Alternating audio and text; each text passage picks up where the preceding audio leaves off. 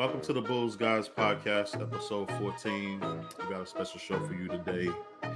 The Chicago Bulls faltered, got blown out. I'm your host, Kenyatta Wright, and this is my co-host, Mr. Greg Love.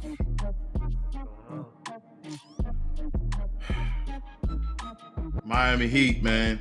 Why did the Bulls have to lose to the Miami Heat? They got burnt in South Beach. We're going to talk more about it when we come back, Greg.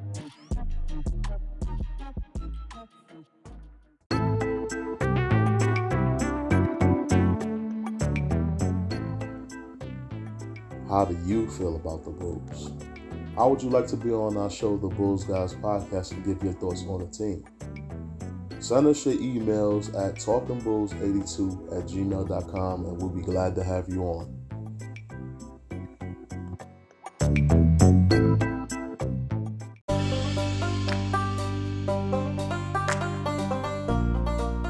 You're listening to the Bulls Guys Podcast, where we talk about your Chicago Bulls and give an unbiased take. Thank you for listening, and like and subscribe.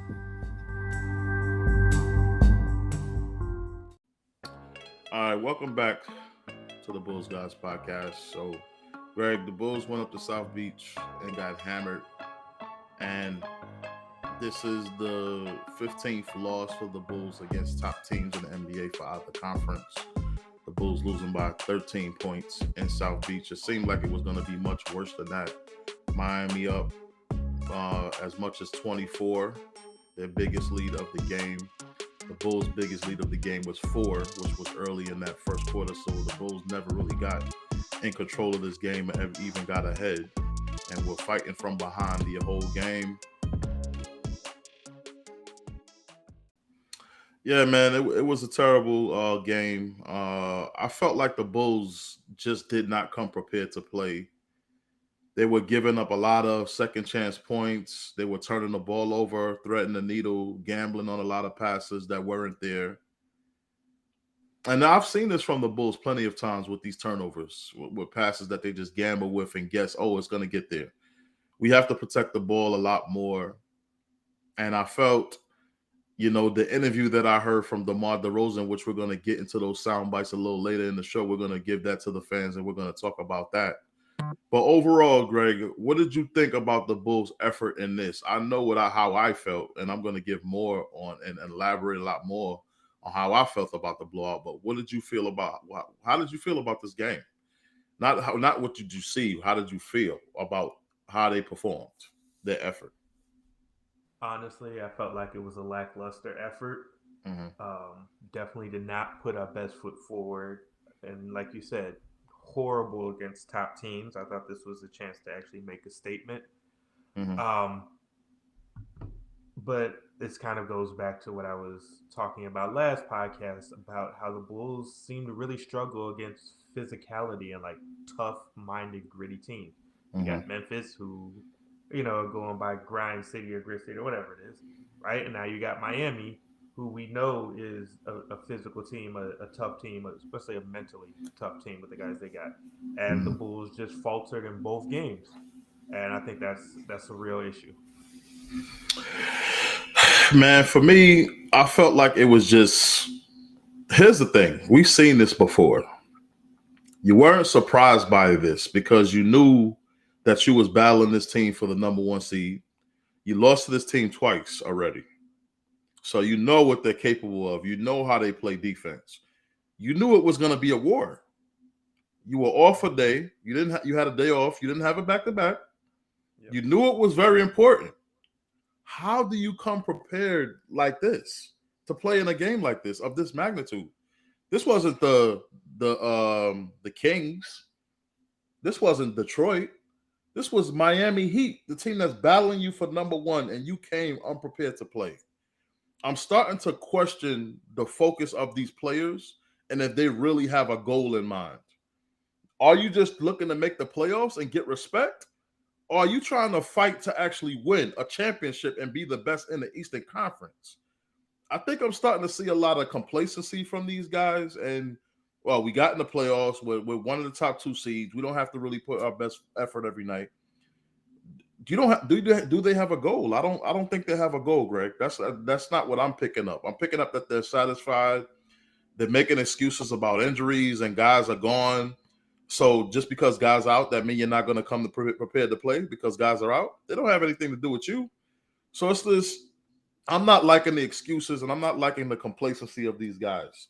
To be a number one seed, number two seed in that top two, you have to have a certain type of channel focus and a certain type of attack and demeanor about yourself. And I don't see that with this Bulls team. Yeah, the thought that I had with this, as you talk about their goals, maybe the goals that we see as fans aren't necessarily the goals that they have for themselves as a team, right? Like if we're being honest, right? Like you're thinking championship, right? We're Mm-hmm. talking championships. It's not just making the playoffs, right? Like maybe that was their goal to be in the playoffs and they're good with where they're at. I would certainly hope not, and I'm sure if you were to straight up ask them, they would deny that. But maybe that is their goal. If that's their goal to make it to the playoffs and not do anything, then they're definitely succeeding in that. But if their goal is to win a championship and contend for a title, then they definitely, things that definitely got to change. I'm not saying that they should expect to win the title because personally, and I've spoken on it on plenty of occasions, Greg. I think Phoenix and Golden State is better than the Bulls. If I'm being unbiased, you know what I'm saying? I want the Bulls to be better, but let's face it, Phoenix has been playing the best basketball of any NBA team this season. So for me to say that, and they were in the finals last year, they have experience in the finals. This Bulls team doesn't. So let's say we did make the finals and we played against Phoenix. I'm definitely gonna have to give Phoenix the edge based on experience, based on they were just there, based on playing together. They have better chemistry than the Bulls do, it seems. Because speaking of chemistry, I don't think Zach LaVine and DeMar DeRozan have found a way to work out with each other. I'm waiting for to see them play off of each other. And Zach LaVine might be hurt because he's not playing like himself. And if he is hurt, he shouldn't be out there. Do not feel pressured by anyone to go out there and play injured. If you're not injured, you're no good to us. I'd rather you take the time and get better, get healthy, Greg, and then come back, 100% and when you're in full effect for us. But if you're injured, you got to stay home and correct that. Like playing is not going to help matters. And I'm listening to Bulls fans on online on YouTube and on Twitter and everywhere in the social media world, and they're just continuously saying, is Zach can't score enough points and DeMar's not passing the ball. Everything that I'm hearing from the Bulls is all offensively. I'm not hearing anything about how bad we're playing defense or how bad we're not keeping the Miami Heat off the boards and how bad we're not stopping them from getting second chance points. They gave up 26 second chance points to Memphis the other night. That can't happen, man. 26 second chance points. As good as Memphis is, you gave them 26 second chance points. 26 opportunities to score again. They're going to score again. They're going to capitalize that. We already talked about that. But I'm just not seeing a focus. You have to have a focus and you have to have a goal, Greg. And if not to be in the finals, at least try to fight to be the best that you can be and don't set a ceiling. Oh, I just want to make the playoffs. So you get to the playoffs, you're done working hard. You're here now. I just don't like that mentality. I think I like the mentality you're gonna go as far as you can go and fight as hard as you can fight. The Miami Heat probably don't think they can get to the finals, Greg, but they're willing to go out there and work every single game to experience the journey and experience how hard it is to get there. And they're willing to keep on putting in work to be as best as they can be. They're not saying, oh, okay, this was our best game against the Bulls. This is as good as we want to be. We're stopping right here. That's not a good mentality. And I feel like that's what the mentality of the Bulls are. You don't know how good you're going to be. You don't know how good you can be without Caruso and some of these other guys like Lonzo and Pat. Because I don't feel like you've given your 100% because you have this built-in excuse, oh, we're not healthy. So if we lose by 30, just know that we're not healthy. No, I still want to see you go out there and bust your ass. And if we lose like that, I'll accept it. Yeah, I think that really. I guess let me clarify, right? Like, I think that their goal should be to win the championship, like you said.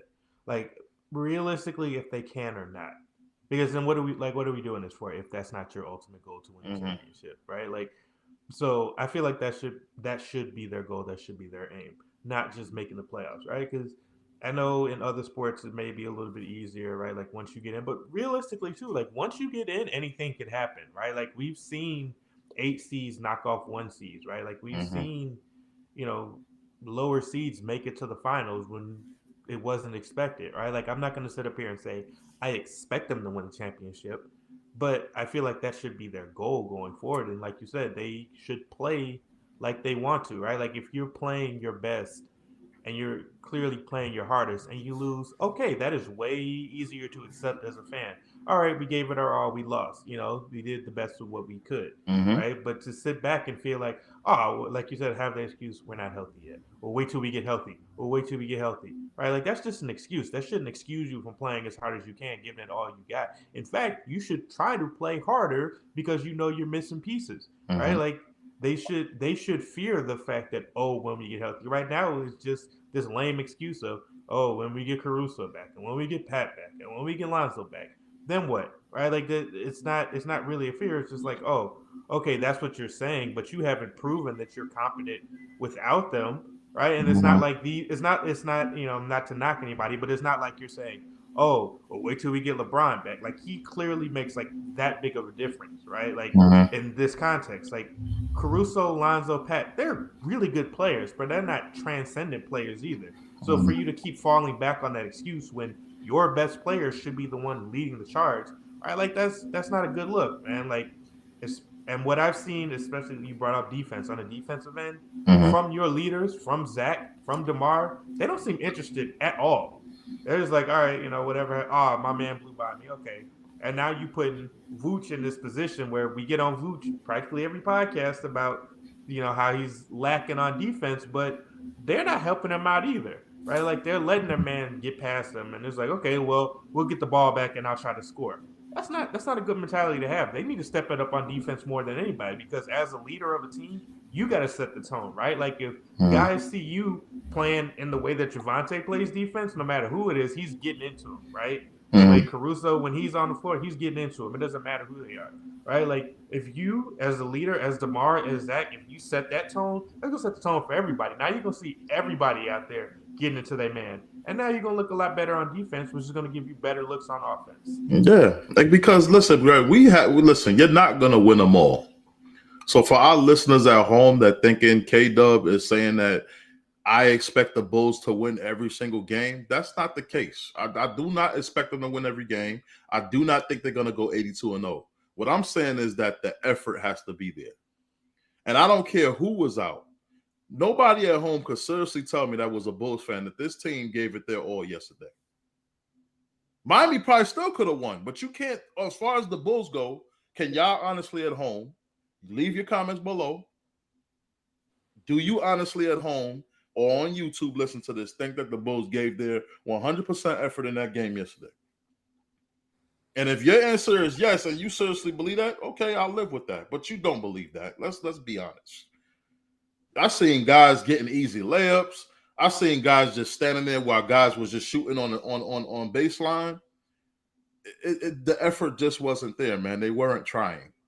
And that's what I can't accept. I understand we're injured. I understand we're not going to win every game. But you got to fight. And you got to understand something else.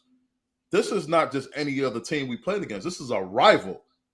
The Miami Heat and the Chicago Bulls have been rivaling for some years now. So if there's any team I want to lose like that to, it definitely ain't them. You can't lay down for that team. I'm sorry. That's bragging rights. And you're fighting for them for the number 1 and number 2 seed. You don't think that they was trying to send a message against you last night? What's your stance on that? That you just going to let a team send a message on you? Okay, they're going to come out to play and try to send a message on us. No, we're going to stop them from doing that. That we want to send our own message and say that we're the best in the East. I'm not seeing this pride or wanting to be the best from them. To me, if they were the number 7 for number 8 seed, I think they'd be happy with that, Greg, based on their attitude. Oh, we got in. At least we got in, all the injuries and everything, and we still were able to get in. That's not a good attitude, man. That's a loser's mentality. Now, I'm not saying you shouldn't be happy about getting in, Greg. Yeah, you should be happy about getting in, but you still want to try to give yourself the best possible spot possible when those guys do come back. Don't you want to be one of the top teams? Don't you want to have home court advantage and start the playoffs in your building? Not to say we can't win anywhere else, Greg, but you would want it in your own building to start the series. You wouldn't want it the other way, Greg. Let's be honest. The Bulls got a better record at home this year than they do on the road. So based on that, you would want to start a series in your house, Greg. Yeah, no, I agree with you. And again, I think this goes back to what is their goal ultimately, right? Like, is your goal just to make the playoffs? If that's the case, okay, you'll probably meet your goal. Is your goal to aspire to win a championship? If it is, y'all need to step it up because this ain't cutting it. Bottom line. And you got to understand the guys that came before you, like Joakim Noah, Luol Deng, Kurt Heinrich, the Baby Bulls, and how they reestablish this culture of Chicago Bulls basketball when Jordan Pippen and the championship Bulls walked out the door. Those young guys came onto the court in 2004 and set a trend for what new Chicago Bulls basketball is going to be about. We're a scrappy team. We fight every night, Greg. Nothing is easy against us. And you're going to hate that we're on your schedule, Greg. I love that Baby Bulls team because they were always going to bring it. You didn't know if they were going to lose or win, but you knew one thing for sure, Greg.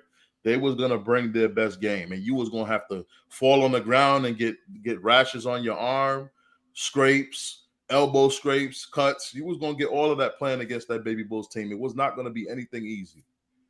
And I respected them so much. Yeah.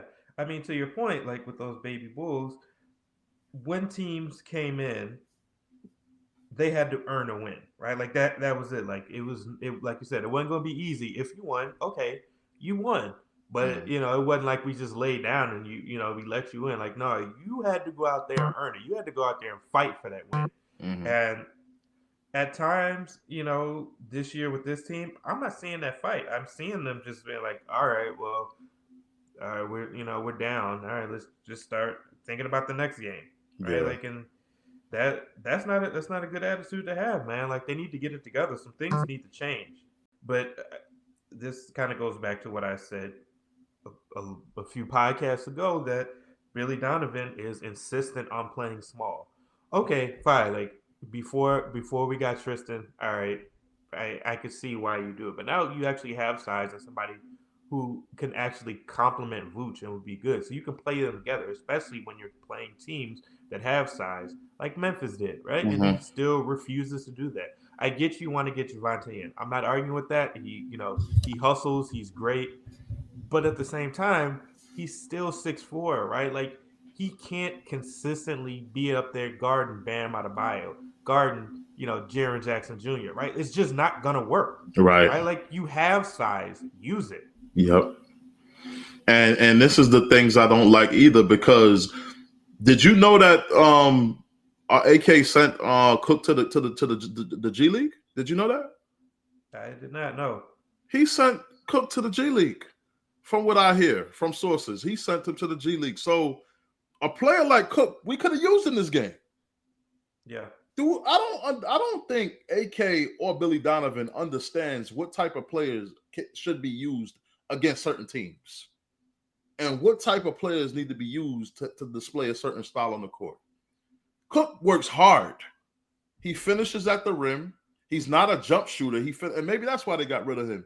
Then you got rid of Stanley Johnson, another guy that had size that I felt like could help us. He went to the Lakers and was helping them at least a little bit. Nobody could really help the Lakers, Greg, but he was showing that he had something over there. And we got rid of him. Why are we getting rid of all these players that have size that can add some grit to our team? And we keep trying to play small and play this finesse game. People need to let it go. That Golden State era is gone. It's gone, especially if you're playing in the Eastern Conference. That Golden State style is not going to beat anybody in the Eastern Conference. It ain't even going to beat Cleveland, Greg. So this is the thing. I can't totally blame AK. Not that I'm absolving him of anything, but I would assume that he talked to Billy Donovan about that. If he Right. sat there and said, okay, who is expendable, right? Like who can we make a roster spot for? And he goes, Tyler Cook, because he is, like I said, he is insistent on playing small, right? Mm-hmm. Like even I'm looking at the minutes that these guys played, right? Tristan Thompson played 16 minutes. Derrick Jones Jr. played 20. Kobe White played 31. Io 36. Zach 33. Mm-hmm. Zach should have like, played more. Yeah, but it's like, and looking at that, you're playing all these guards. You're playing small so much more against teams, like I said, that have size, and it makes sense if you are going to outrun somebody or you're going to outshoot somebody, right? Then you want to get all your shooters on the floor. That makes sense. If you're playing against another small team, yes, that makes sense. But we're not doing that. We're not built like that. But he is insistent on trying to make that work, and I don't know why. And then, again, like I said, I think a lot of this goes back to coaching because still not running plays. It's still, okay, Zach, it's your turn. Demar, it's your turn. That's what the offense has been largely the entire season. Well, hold that thought, Greg, because we're going to go to break and we're going to go over a soundbite. The fans are going to hear it, but me and you, we already heard the soundbite. But we're going to play a soundbite for you fans when we come back from break, and then me and Greg are going to give our reaction on the soundbite with Billy Donovan and Demar Derozan explaining the Heat loss right after this break.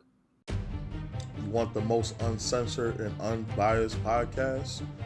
The Bulls Guys Podcast. There's only Kenyatta and Greg Love can bring it to you.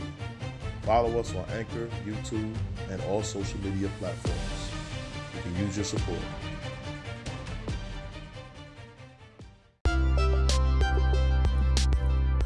Thanks for tuning in to the Bulls Guys Podcast. Please like, subscribe, and tell all your friends about us for unbiased and unfiltered opinion on your Chicago Bulls. That's the Bulls Guys Podcast. Sometimes you need adversity versus a challenge to understand and really see what you're made of, and how hard it really is to win in this league. We have to your point, if it does get in our head, then we can't become the team that we would like to become. Just that's not going to happen. But we're going to have to take this on. It's one thing to be good. It's another thing to really win. And we see it when we play against a team like tonight. I've said this before. If you really want to win big, you're not going to win big without going through some hardship. I don't know anybody that's ever won big who said, I just really worked hard and just smooth sailing, and I just got where I wanted to get to. So I like that part because I just think that struggles, adversity, challenges ultimately help you grow into who you want to be individually, as a player, person, and also helps you, I think, grow as a team. So we have to go through this, and we have to confront it, and we have to get better at it. Back on the Bulls Guys Podcast. So, Greg, what did you think about that soundbite from DeMar DeRozan and Billy Donovan's explanation for the loss? And moving forward, they said they don't have any panic after losing 15 of 21 games against competitive teams, top teams in both conferences, the West and the East. And DeMar said he doesn't have any, he don't care. He doesn't think there's no time to panic. He thinks when guys get back, they'll be fine. So just basically say he didn't care about the loss. Didn't think they would affect the Bulls. What do you say to that? This is what I say. Don't blow your top. But I get it. I get why he said it, because he can't sit up there and say we're panicking, we're nervous, whatever. I get it. I get exactly why he said it. Why him and Billy Donovan are trying to play cool and trying to be like, okay, like they said, we need adversity to show us who we are and get through this. And with Billy Donovan say, nobody's ever had it easy, and I get it. I totally get it. Just to kind of say, relax, calm down, we're gonna figure it out, right? Like I get that's the message. How I feel about it though, something completely different. I feel like you should have came out and be like, nah, we're pissed off. Nah, we should be winning these games. No, something, like I said, something's got to change. That's what I would have liked to kind of show some fire. And not that you need to go and call anybody out or anything, but nah, you should be pissed off that you losing these games to these top teams. That's what I want as a fan. That's what I feel like they should feel like. Now, I can't say that they don't behind the scenes, but I get in speaking to the media, right? Like you have to have a certain demeanor of like, no, it'll be okay. Mm-hmm. Well, what I got from this from these sound bites, Greg, this interview from both of them is that Billy Donovan was basically saying, teams have to go through tough times before they can get to winning again. Listen, man, that's a hunk of bull. We on game what, Greg? 62? Yep. This ain't game 22. You only have 20 games left in the season, and you telling me on game 62, you still don't have it together and you still trying to figure it out? Our struggles was last year, Greg. Nah, we spent all this money. We traded a lot of assets to bring this talent in. You got to get these guys winning, bro. It's game 62. You had the whole first half of the season. You had the whole All-Star break to sit back and analyze the first half of your team. I mean, the first half of the season of how your team performed. You had all this time to get everything together. We're on game 62. I'm not trying to hear these excuses, Greg. I'm just not. Because you know why? A lot of teams got new players this year. A lot of teams is going through what we're going through with COVID protocols on losing players. But they're not losing like we are and making excuses for it. They're not doing it. Not to say we don't have a legitimate excuse, Greg, but a lot of teams are going through the same conditions we are, and they're not making this excuse. Philly just made a major trade at the trade deadline, a major piece of their team. I don't see Philly playing like that. Philly went out there and dusted Minnesota on their floor. We played against Minnesota. It's a tough game. And that's another thing, Greg. So against the bad teams even, the Bulls have struggled. It's been a close game against almost everybody we've played. Yeah, we won, but it wasn't no easy cakewalk. It wasn't no easy cakewalk against the Kings. It wasn't no easy cakewalk against Atlanta. It wasn't no easy cakewalk against the Timberwolves, Greg. All of these games were tough. We even lost to some teams that we shouldn't have, the Rockets. May I remind our audience about that loss? We were up by 20 and lost to the Rockets. What are you doing losing to the Rockets? Okay, that's just one game. Okay, it's just one game. It could happen, right? Then you go and get blown out by Orlando. I mean, come on. I mean, okay, they were undermanned. And I'm sure there's some other losses that I got blown out by the Indiana Pacers. The Pacers ain't in the playoff race right now.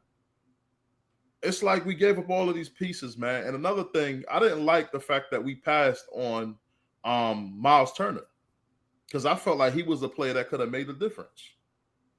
And you're telling me all of this about, oh, you're going to spend over the cap because you want to win a championship.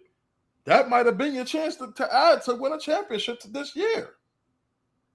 You don't know what's going to happen next year. You don't know which trades the Sixers or all these other teams in the East are going to make, Greg. You don't know. So you can't plan for next year. You have to plan for right now. All of these pieces we gave up, all of these draft picks we gave up to get Vooch. You can't just look at this year as just a learning year, Greg, after we done gave up all of these pieces and put these team together. Yeah. That's just how I feel about it, man. I'm tired of venting, but that's how I feel, Greg. Yeah, I agree. Like, I feel like you have to strike while the iron's hot. Like, this is the year, not that the Bulls are catching anybody off guard, but at the same time, right? Like, this is the year where everything's new, where everybody is still trying to figure stuff out and things like that. This is the year where you have momentum because, like you said, we don't know what next year is going to look like. Right? Like, I mean, look at the Lakers, for example. They went into the bubble. Everybody was all excited. They won a championship. Good for them. They've been trash ever since. Right? Like, next year is not promised, right? Like, you need, you went all in with these moves. You need to follow through with that. Because to be honest, we don't know if Zach's going to be here next year, right? Like, we're talking about this. So you need to make these moves now and go all in now and make these adjustments now and get everything you can now, for one, to put yourself in the best position going forward. For two, to convince Zach to want to come back, right? Like, if you make it to the play in and don't even make it to the playoffs, what incentive is there for Zach to come back, right?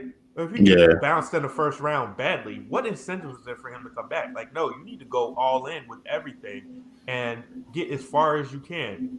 Mm-hmm. And you can't like say, "Oh, we were injured," and make that as an excuse, bro. Because let me tell you something. Even though you have a legitimate argument, after a while that gets old, man.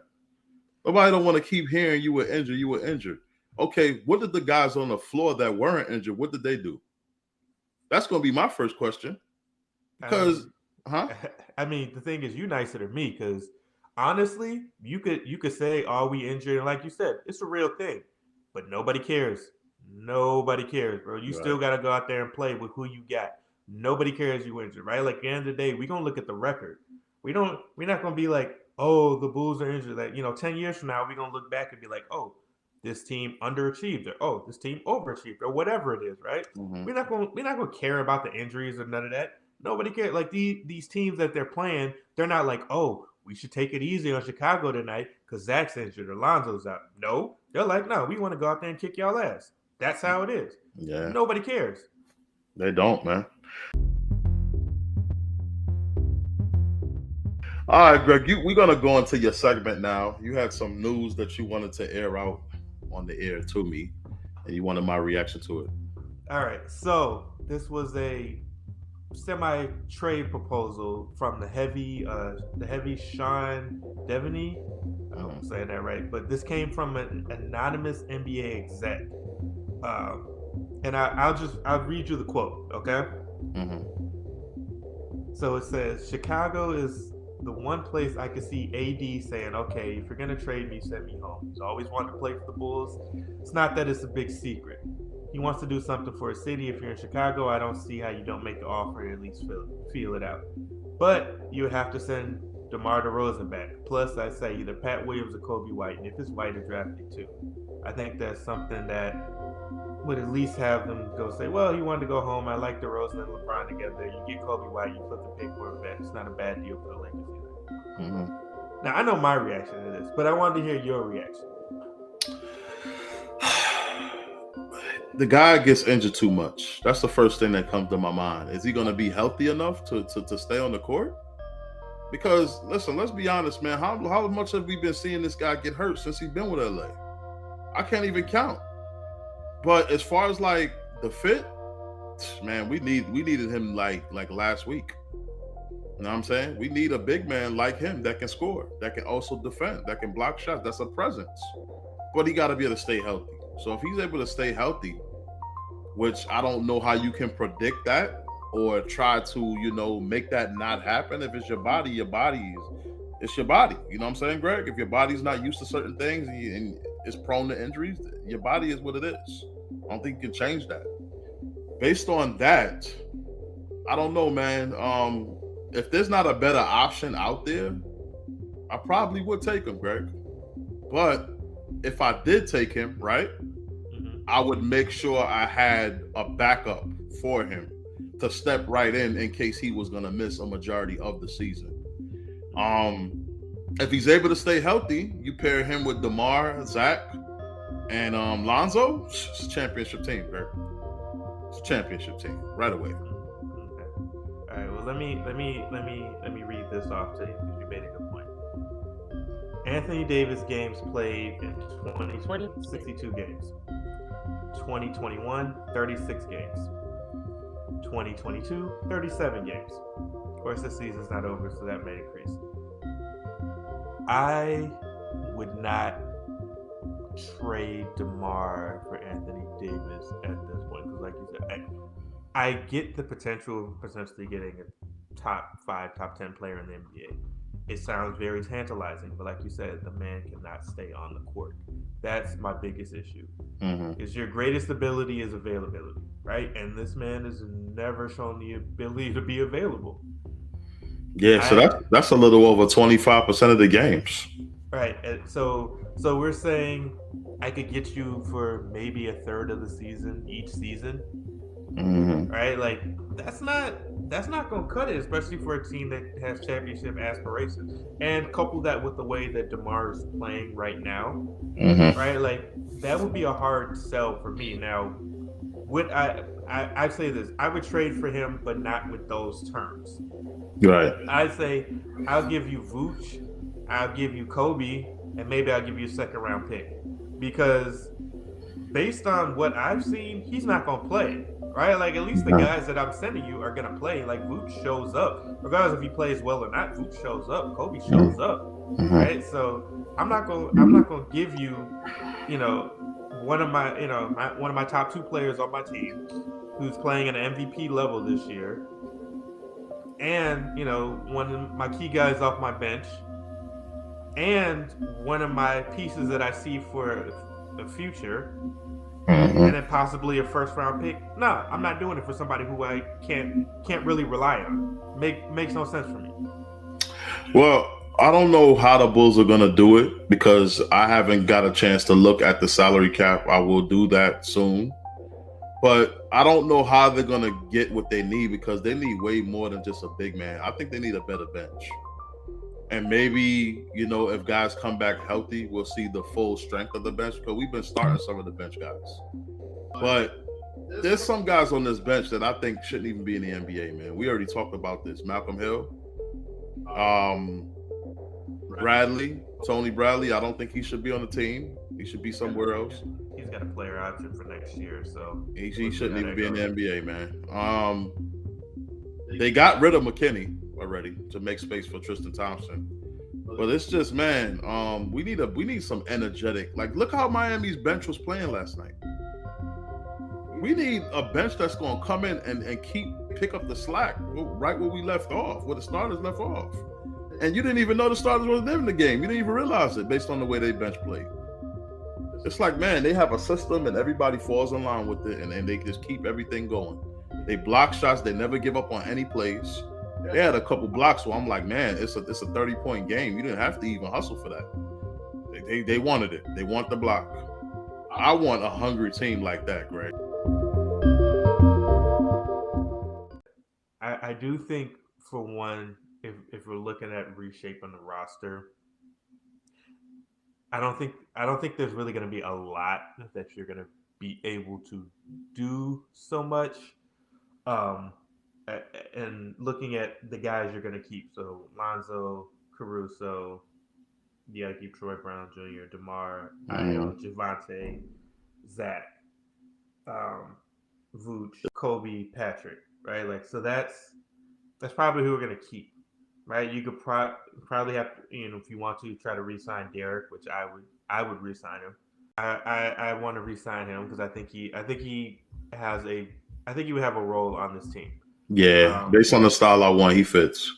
Yeah, I would like larger wings potentially, and solid big men, backup big men, defensive, maybe more defensive minded, because I feel like depending on because you have an abundance of guards, you could probably get your offense, even off the bench from the guard spot.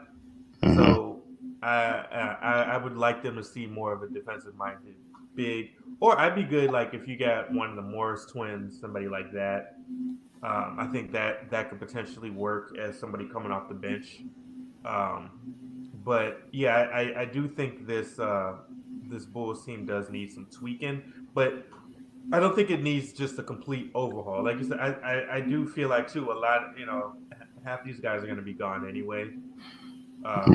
Like you said, we did sign a lot from the G League and random kind of guys that fell in the roster spot. But I don't know, going forward. I'm assuming Tristan Thompson won't be here, so they do need a little bit of a makeover. But it's not a complete teardown. So that's what kind of gives me hope. Okay, obviously we need to re-sign Zach and get that squared away, but we do need. I really think our signings need to be more with a defensive focus more so than an offensive focus. Right. So that's our show, man. We done covered everything we needed to cover. I just wanted to really, and I was so upset, Bulls fans, I didn't even want to do the show yesterday. That's how upset I was at that loss. And I don't know what it is about the Miami Heat, but we could have lost like that to anybody else. I don't think it would have felt that bad to me. That loss felt like somebody had raped my mother or did something really bad to me. And I wanted to do something about it, and I couldn't. I was just so upset, Greg. I even got blocked from Facebook. They put me in Facebook jail because I was spreading my emotions all over Bullseye Group. I was just pissed off, man. I just didn't, and it was more so the effort. If we would have fought hard and lost, I would have probably more so accepted it. You know what I mean? But to just get laid down like that and have them jumping all over the court and celebrating, that adds to the anger too. When the team that's busting your ass is just celebrating and jumping up and down and hugging and twirling their fingers and everything while you're getting beat, it just adds to the hurt. And there's so much time left, and there's a whole nother quarter left, and they're doing this. And it's like, oh, you got one more quarter. I had them showboating. It was just hard to take, Greg. It was hard to take. Yeah, I agree. I think for a team that, we've had so many battles against, and a team that we're battling against for the top spot in the East, like this one stings a lot more, especially like you said, like with couple that with the lack of effort, right? Like I understand a loss with that, like being upset with that, but the way that you lost and just like not even really showing up, or at least not from the start, and you just dug yourself a hole that was too large to get out of. Like that's what's more upsetting to me, is just the lack of effort. Like, yeah, not that I want to lose to the Heat either, but just the straight up lack of effort, man. Like, nah, I don't, like this can't happen again. Like, it can't happen again. I don't care whether it's the Heat or whether it's the Magic or the Rocket. It can't happen again. All right. Well, thank you for joining us tonight and listening to us vent, me and my partner. Please like and subscribe. Hit the notification bell so you're notified and updated on our new shows in the future. Also, follow Greg at glove1989 on Twitter. Follow me at KennyWright31 on Twitter. Bulls Guys Facebook group. And follow us on all social media platforms. We're also on Spotify and a lot of other platforms. Yes, thanks for tuning in. Thanks for sticking with us. Please spread the word. Tell your friends, tell your family, tell your grandma, tell your coworkers, tell the pastor at church. Just let everybody know to tune in to the Bulls Guys. Yeah, we're very passionate guys, and we really care about the team. And we're gonna be doing shows. We're gonna be doing a lot of shows, and we're gonna be possibly trying to get some celebrities on here. I've been trying to reach out to Stacey King to get him on the show, and it's gonna get fun as we go along, Bulls fans. So please support and follow us and watch this show grow. Well, good night, Chicago. Hoping to take a trip to Chicago very soon, but one place I will not be staying is the Congress Hotel. I read so much about them, Greg, and I know you know about that place too, don't you? Man, I'm not staying there, man, if I come to Chicago. Well, good night, Bulls fans. Good night, Chicago. Good night, Bulls fans around the world.